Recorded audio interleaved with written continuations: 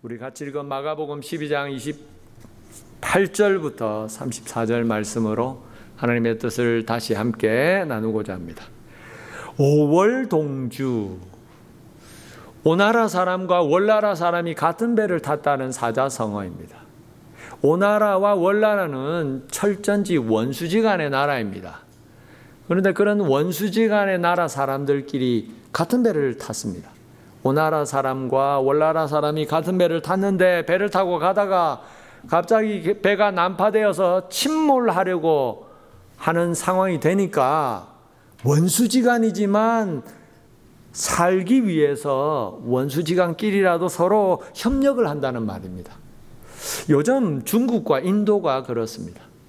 중국과 인도는 히말라야 지역의 국경을 맞대고 있는 나라입니다. 여러분, 대부분의 나라들이 그런 것처럼 가까이 국경을 맞대고 있는 나라들이 서로 잘 지내야 되는데 꼭 가까이 있는 나라들이 서로 관계가 안 좋습니다. 한국과 일본이 그렇고 영국과 프랑스가 그렇고 중국과 인도도 국경을 맞대고 있어서 앙숙관계입니다. 왜냐하면 히말라야 지역, 중국과 인도 국경 지역이 국경선이 정해질 때부터 뭔가 정확하게 확정되지가 않아서 오래전 1962년도부터 계속해서 국경 분쟁이 있어 왔습니다. 불과 5년 전 2020년에도 그 국경 지역에서 군인들끼리 난투극이 벌어져서 인도 군인들이 한 20명, 중국 군인들이 42명이나 사망하는 일이 있었다고 합니다. 그렇게 앙숙관계인 중국과 인도가 요즘 그렇게 같이 손을 맞잡은 것입니다.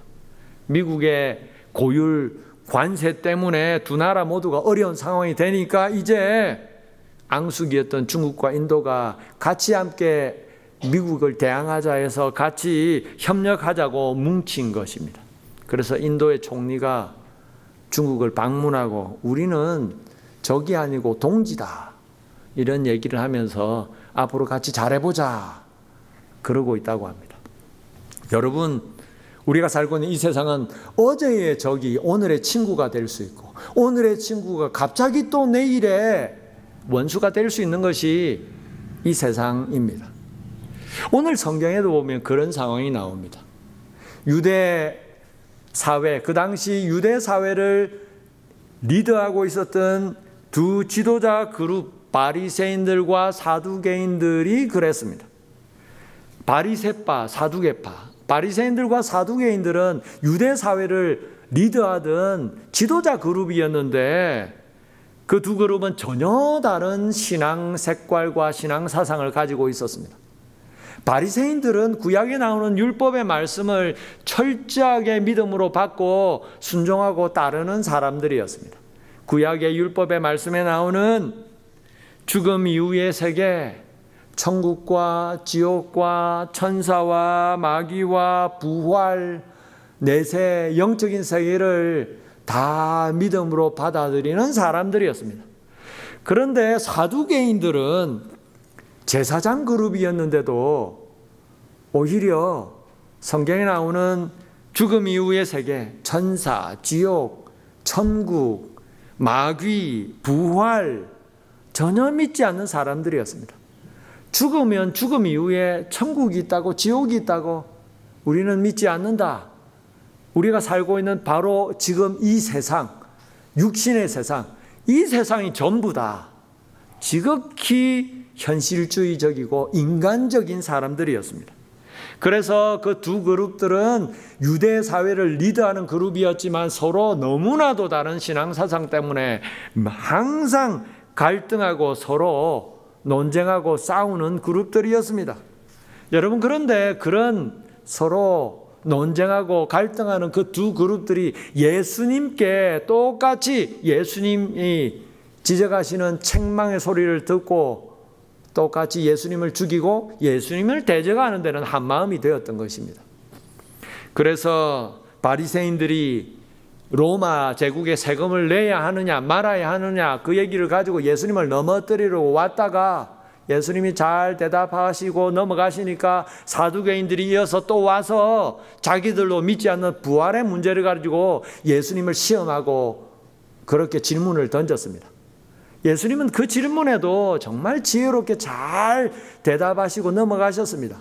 그 모습을 보고는 바리새인들 중에 서기관 한 사람이 나와서 예수님께 질문을 또 던졌습니다. 28절 말씀 보겠습니다.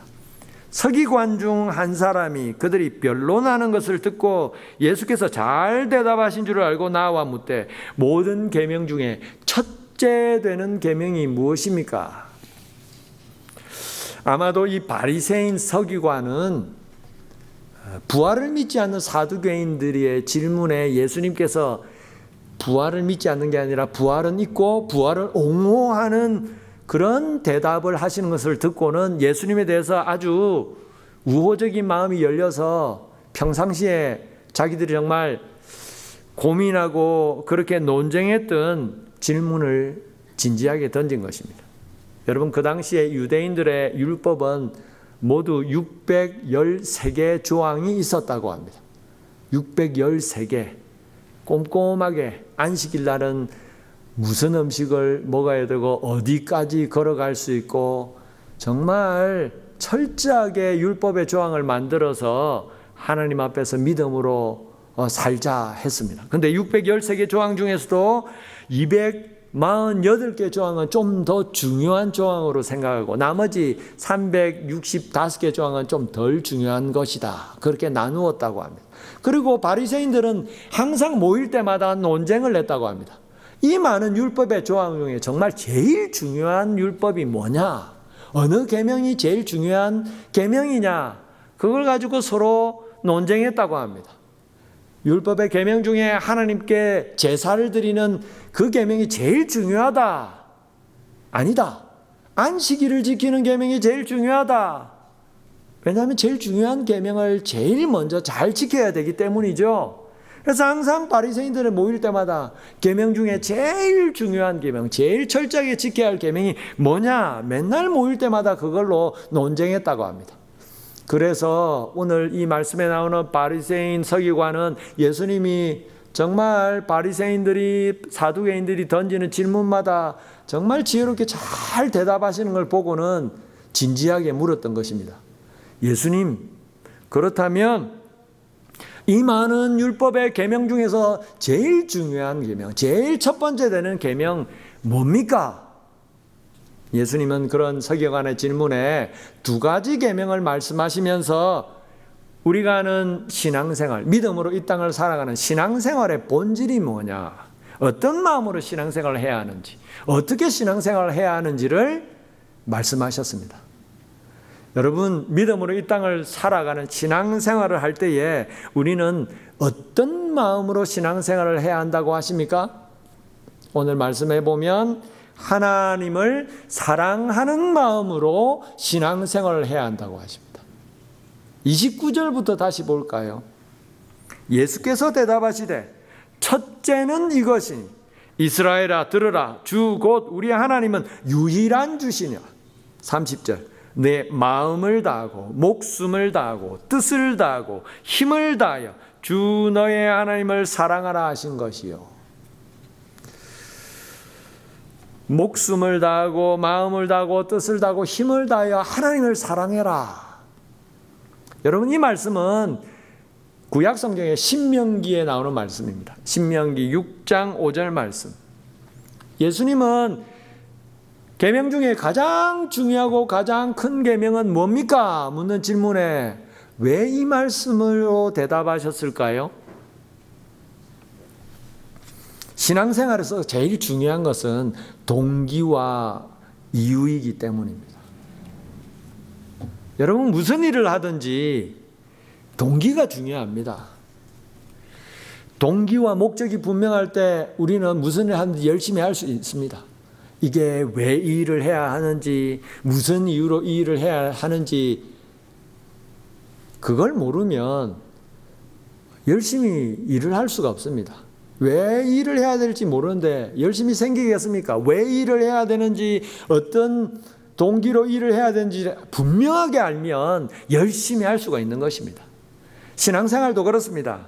왜 신앙생활을 해야 되는지, 믿음으로 살아야 되는지 그 이유와 목적을, 그 동기를 분명하게 확신할 수 있다면 열심히 신앙생활을 할 수 있는 것입니다.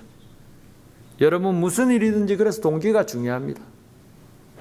여러분, 공산주의가 망한 이유도 다 그 때문입니다. 반백년 전까지만 해도 이 세상은 민주주의와 공산주의로 양쪽 진영으로 나누어져서 온 세계가 대립했습니다. 그런데 반백년이 지난 지금 어떻게 되었습니까? 여전히 공산주의를 표방한다고 하는 중국이나 북한 같은 나라가 있지만 공산주의는 사실상 망했습니다. 왜 그렇게 되었습니까? 공산주의 이론은 그럴듯합니다. 우리 모두가 같이 열심히 일해서 똑같이 일한 것을 똑같이 나누자. 그런데 그게 맹점이었습니다. 여러분, 똑같이 일해서 똑같이 나누는 거 참 좋아 보이지만 똑같이 일해서 똑같이 나눈 것 때문에 아무리 열심히 일해도 내가 일한 것이 다 내 것이 되지 않는다는 것입니다. 사람이 가지고 있는 가장 기본적인 욕구 중에 하나가 소유욕입니다. 내 거다, 내 것이다, 가지고 싶은 그 욕구. 내가 일해서 번 돈은 당연히 내 거가 되어야 된다고 생각하는 것이 사람들의 마음입니다. 그런데 아무리 열심히 일해도 똑같이 나눈다면, 일한 만큼 일한 것이 다 내 것이 되지 않는다면 의욕이 사라지는 것입니다. 자금 능률이 떨어지는 것입니다. 마음이 없어지고 그러다 보면 일이 제대로 되지 않는 것입니다. 그래서 결국 공산주의는 망해버렸습니다. 신앙생활도 마찬가지입니다. 여러분, 믿음이 무엇입니까? 우리는 뭘 믿는 것입니까? 눈에 보이지 않는 하나님을 믿습니다. 믿음은 하나님을 믿고 그 하나님과 함께 믿음으로 하나님과의 관계 속에서 이 땅을 살아가는 것. 그래서 신앙생활에서 가장 중요한 것은 하나님의 존재를 그냥 인정하는 것이 아니라 그 하나님의 존재를 믿고 인정하고 그 하나님과 함께 날마다 하나님과의 관계 속에서 살아가는 것. 그래서 하나님과의 관계가 어떤 관계에 있느냐가 중요합니다. 여러분, 하나님과의 관계, 하나님과 깊이 있게 친밀한 관계를 가진다면 우리의 신앙은 깊어질 것입니다. 여러분, 그 관계를 어떻게 깊이 있게 하나님과 좋은 관계 속에 살아갈 수 있을까요? 우리가 하나님께 대해서 어떤 마음을 가지고 있느냐에 따라서 우리는 하나님과의 관계가 달라지는 것입니다. 인간관계도 그렇지 않습니까? 우리가 어떤 사람과 친구 관계에 있다면 내가 그 사람과 어떤 마음으로 어떤 사이이냐에 따라서 그 사람과의 인간관계가 달라집니다. 신앙생활도 그렇습니다. 하나님을 믿고 하나님과 함께 믿음으로 살아가는데 하나님께 대해서 우리가 어떤 마음을 가지고 있느냐에 따라서 우리의 신앙생활, 하나님과의 관계가 달라지는 것입니다. 그래서 신앙생활에서 가장 중요한 건 하나님을 향한 우리의 마음입니다. 어떤 마음으로 하나님을 믿고 하나님을 의지하고 신앙생활을 하느냐. 여러분, 사람들은 종종 신앙생활에 대해서 오해하는 것이 있습니다. 신앙생활에서 중요한 것은 교회에서 열심히 봉사하고 헌신하고 그렇게 하는 것이 중요하다. 그것에 달려있다 생각하는 것. 교회에 나와서 얼마나 열심히 봉사하느냐, 얼마나 많이 헌금하느냐, 얼마나 많은 일에 인벌브돼서 그렇게 섬기느냐, 그게 중요하다. 사람은 육신을 가진 인간이기 때문에 눈에 보이는 그런 것들을 보고 사람들이 신앙을 판단합니다. 아, 교회 나와서 열심히 봉사하네, 헌신하고 같이 섬기고 하는구나. 저 사람 참 신앙이 좋다. 물론 중요합니다. 필요 없다는 것이 아닙니다. 하지만 본질적으로 신앙생활에서 가장 중요한 것은 하나님께 대한 마음, 하나님께 대해서 우리가 어떤 마음을 가지고 있느냐, 하나님을 우리가 얼마나 진심으로 인정하고 하나님을 존중하고 하나님을 정말 어떻게 사랑하느냐가 정말 중요한 것입니다. 그래서 주님은 가장 중요한 계명, 가장 첫째 계명이 뭐냐고 묻는 질문에 하나님을 사랑하는 것이 가장 중요한 계명이라고 말씀하셨습니다. 하신 것입니다. 여러분, 하나님을 사랑하는 것이 가장 중요합니다. 어떻게 하나님을 사랑할 수 있을까요? 하나님을 사랑하는 것이 가장 중요한 신앙생활의 핵심이다. 그래, 하나님을 사랑해야지. 우리가 마음을 먹고 그렇게 할 수 있습니다. 여러분, 그런데 정말 마음에서 우러나오는 진실된 마음으로 하나님을 사랑하는 것, 우리가 억지로 될 수 없습니다. 어떻게 하나님을 사랑할 수 있을까요? 하나님이 우리를 사랑하시는 그 사랑을 깊이 깨닫게 되면 그 사랑을 깨달은 만큼 하나님을 사랑할 수가 있는 것입니다. 여러분, 저와 여러분 어떻게 예수님을 믿고 이 자리에 나오게 되셨습니까? 어느 순간 하나님이 나를 사랑하시는구나. 하나님이 나를 사랑하셔서 자신의 아들을 보내셨구나. 예수님께서 다른 사람의 죄를 위해서뿐만 아니라 바로 나 자신, 나의 죄를 위해서, 나를 구원하시기 위해서 십자가에서 못 박혀서 대신 죽어주셨구나. 그 사랑이 마음 깊이 깨달아질 때에 정말 하나님을 믿음으로 받아들이고 하나님을 진실로 믿게 되는 것입니다. 여러분, 그래서 하나님의 사랑을 깨달을 때에 우리는 하나님을 사랑할 수가 있습니다. 옛말에 효자 집안의 충신이 나온다는 말이 있습니다. 우리 부모님들은 옆집에 있는 자녀들을 보면서 늘 부러워하시죠. 옆집에 있는 누구누구는 부모 말씀도 참 잘 듣고 순종하고, 그래서 사람들에게 칭찬받고, 아유, 우리 애도 좀 그랬으면. 여러분, 효자들은 선천적으로 그렇게 타고나는 것일까요? 부모님 말씀 잘 듣는 효자들은 선천적으로 그렇게 태어날 때부터 그렇게 선하게 태어나서 그런 것입니까? 아닙니다. 어느 순간 어떤 일을 통해서 부모님이 나를 사랑하시는구나, 그 마음이 깊이 깨달아질 때에 그 순간에 아이들은 부모님을 사랑하고 말씀에 순종하는 효자가 되는 것입니다. 오래전에 한국에서 종종 그런 기사들이 나오죠. 오래전에 대학 입학시험에 만점을 받고 수석을 했던 학생에 대한 이야기가 또 기사화돼서 언론에 뜬 적이 있습니다. 그 학생은 집안이 어려워서 학교를 다니면서 학원을 제대로 다니지도 못했지만 개인적으로 열심히 공부해서 대학 입학시험에서 좋은 성적을 거두어서 언론에서 취재를 나갔습니다. 그런데 그 학생은 어릴 때부터 그렇게 공부를 잘하는 학생이 아니었다고 합니다. 어릴 때는 그냥 평범한 학생이었는데 초등학교 6학년 때 부모님이 운영하시던 치킨 가게가 망하면서 원룸으로 온 가족들이 이사를 가고, 부모님들은 그렇게 가게를 닫고 아침마다 아침 일찍 일하러 나갔다가 자정이 넘어서서 새벽이 되어서야 녹초가 되어서 집에 돌아오고 겨우겨우 그렇게 아이들을 추스리면서 살아가고 있었는데, 어느 날 새벽에 들어오시는 그 엄마 아빠 부모님의 모습을 보면서 초등학교 6학년 이 아이 마음속에 깨달음이 왔다고 합니다. 우리 엄마 아빠는 이렇게 우리를 위해서 열심히 힘들게 일하고 있는데 우리는 뭘 하고 있는 걸까? 나는 뭘 하고 있는 거지? 공부라도 열심히 해야 되겠다.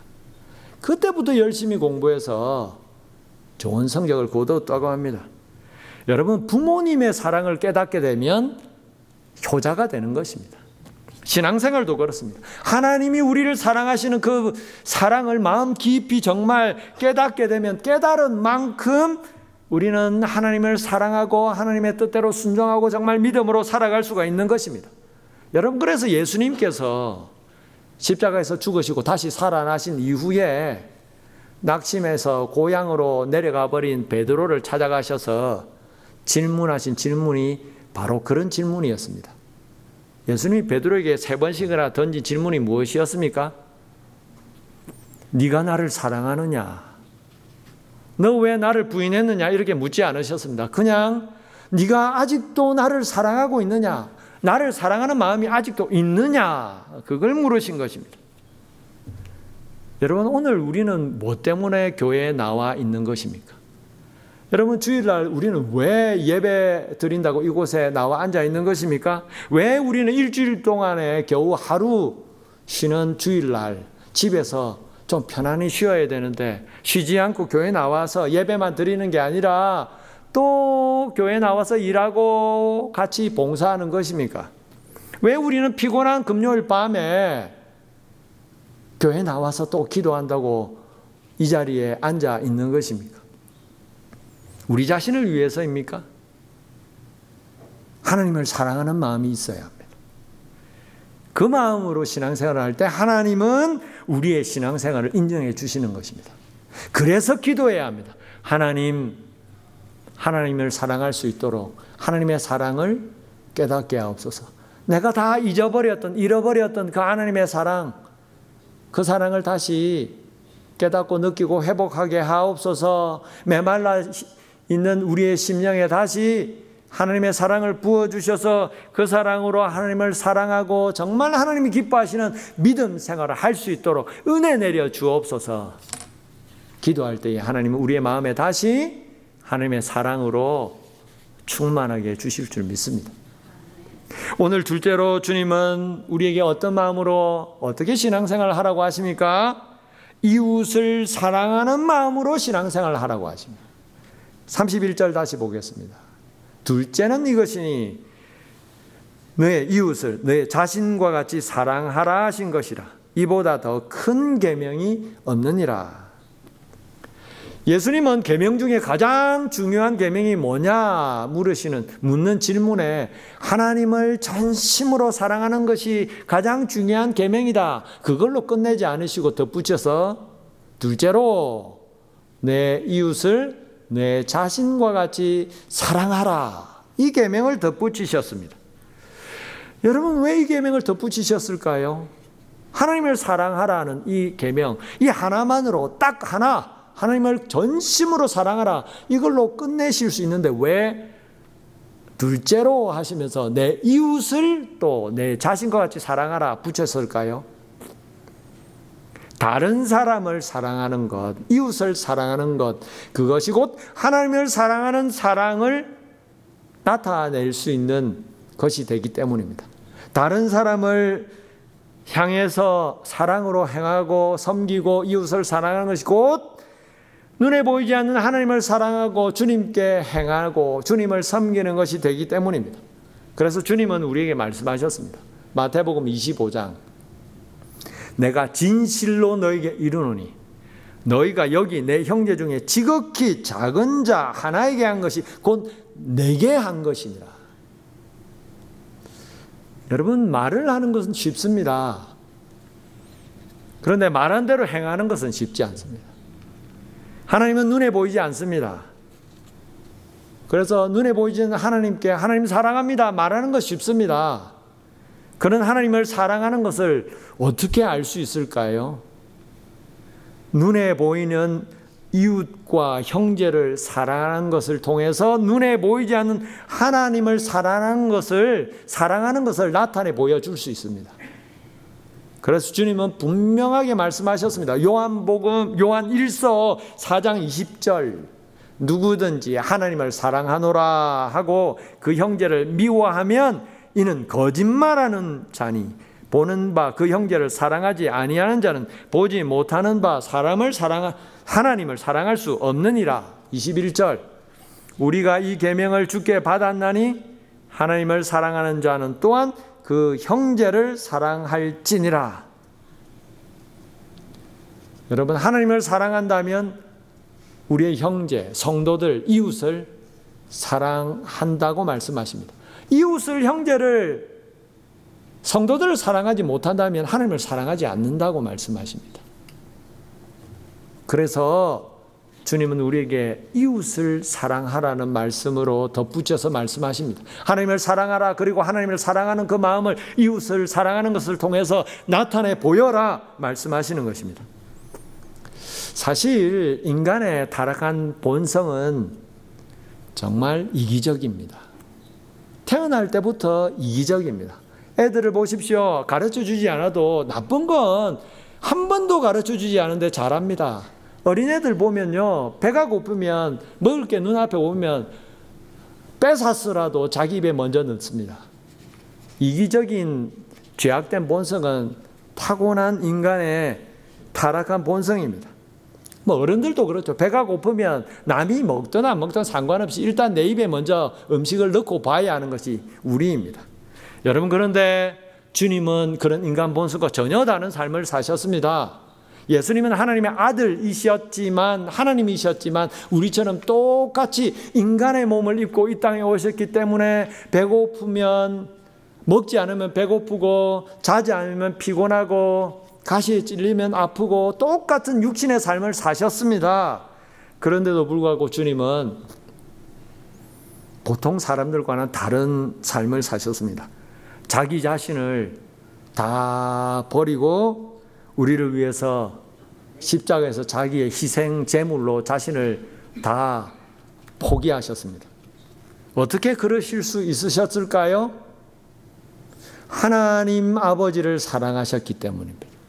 하나님을 사랑하셨기 때문에 하나님이 사랑하시는 우리를 위해서, 인간들을 위해서 자신을 희생제물로 내어주신 것입니다. 그러니까 예수님은 사람들을 사랑하시는 것을 통해서 하나님 아버지를 사랑하는 마음을 보여주신 것입니다. 여러분, 그래서 주님은 우리에게 말씀하십니다. 가장 큰 계명은 전심으로 하나님을 사랑하는 것이고, 그래서 하나님을 사랑하는 그것을 이웃을 사랑하는 것을 통해서 드러내고 나타내는 것이라 말씀하십니다.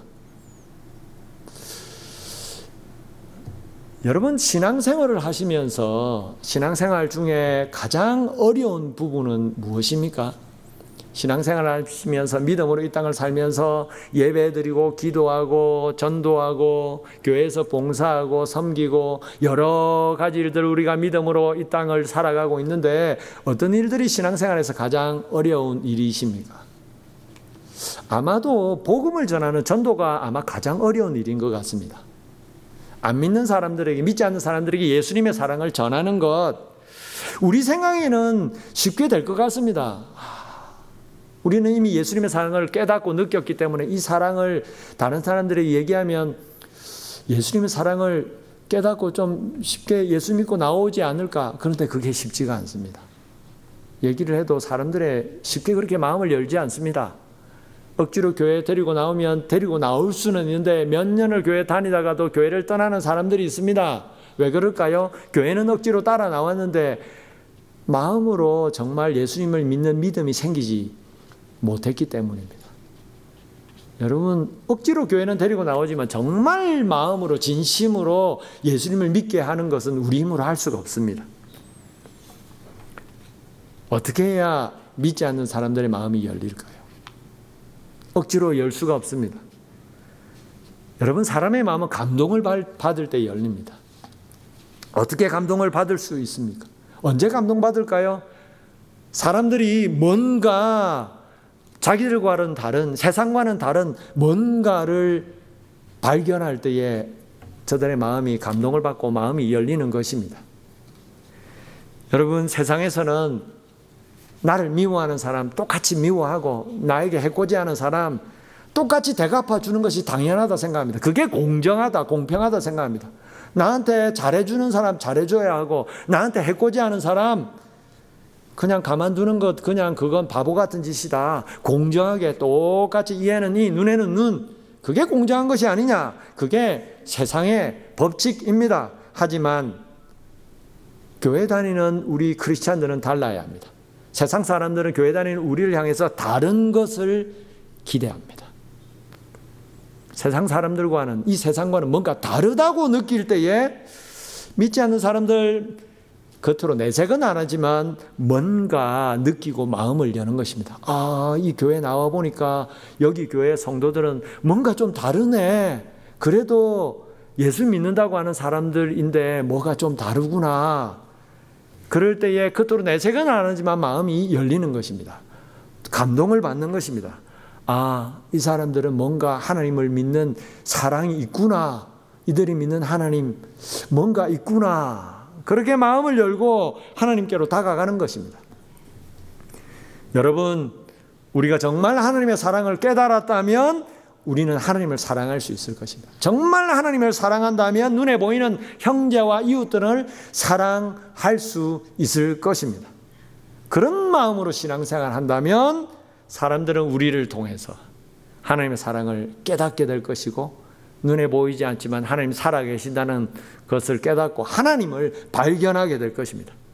그렇게 눈에 보이지 않는 하나님을 정말 세상 사람들에게 보여줄 수 있는 우리의 신앙생활 되기를 바랍니다. 말씀을 맺겠습니다. 시험 공부를 열심히 했는데도 꼭 시험을 치면 빵점을 맞는 학생들이 있습니다. 왜 그럴까요? 열심히 공부했는데 시험에 안 나오는 것만 공부했기 때문입니다. 중요한 걸 다 빠뜨리고 본질을 다 빠뜨리고 엉뚱한 거 열심히 공부했기 때문에 결과가 제대로 안 나오는 것입니다. 무슨 일이든지 그렇습니다. 신앙생활도 그렇습니다. 여러분, 신앙생활 열심히 하고 하나님 앞에 칭찬받아야지. 열심히 헌신하고 봉사하고 섬기고 일하고 교회 일에 여러 가지 일들로 함께 하고 있지만 본질을 놓친다면, 하나님이 주님이 중요하다고 생각하는 것을 놓쳐버린다면 그게 다 허사 소용없는 것이 되어버릴 수 있습니다. 신앙생활에서 가장 중요한 건 무엇이라고 하십니까? 어떤 마음으로 신앙생활을 하고 있느냐? 하나님을 사랑하는 마음으로 해야 한다고 말씀하십니다. 온 마음을 다해서 하나님을 사랑하는 마음으로 신앙생활을 해라. 예배를 하든지 기도를 하든지 전도를 하든지 교회에서 봉사를 하든지 다른 사람들을 위해서 섬기든지 친교 봉사를 하든지 무슨 일을 하든지, 내가 그냥 여기에 사람들이 일할 사람 없으니까 내가 와서 그냥 봉사해 주고 그런 마음이 아니라, 하나님 나를 사랑하셨기 때문에 하나님을 사랑하는 마음으로 감사하는 마음으로 봉사할 때에 하나님께서 그 봉사와 헌신과 예배와 기도와 전도를 기쁘게 받으시는 것입니다. 여러분, 그래서 오늘 이 말씀을 되새기기 원합니다. 가장 중요한 계명, 하나님을 사랑하고 이웃을 사랑하는 것. 우리를 위해서 아들을 보내주신 하나님의 사랑을 기억하면서 감사하는 마음으로, 하나님을 사랑하는 마음으로 하나님 앞에 신앙생활할 때에 하나님 우리 신앙생활을 기쁘게 받아 주실 것입니다.